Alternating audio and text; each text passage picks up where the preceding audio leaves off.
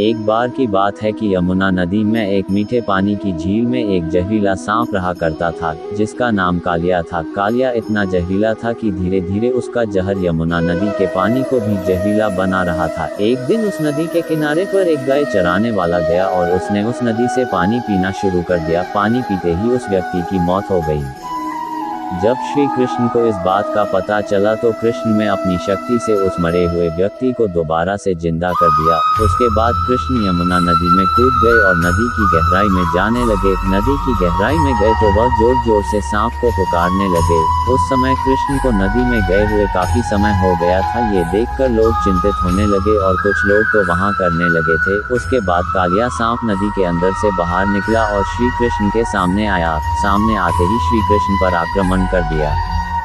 देखते ही देखते श्री कृष्ण उस कालिया सांप के सर पर नाचने लगे। वह कालिया सांप 1000 सर वाला विशाल सांप था। श्री कृष्ण इतनी तेजी से नाचने लगे थे कि कालिया सांप के मुंह से खून निकलने लगा।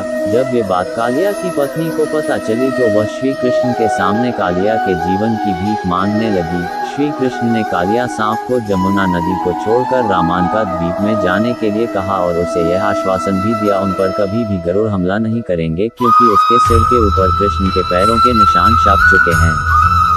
ये सुनकर कालिया सांप बहुत ज्यादा खुश हो गया और फिर वह अपनी पत्नी के साथ यमुना नदी को छोड़कर वहां से दूर चला गया। इस प्रकार श्री कृष्ण ने कालिया सांप से गांव वालों की रक्षा की।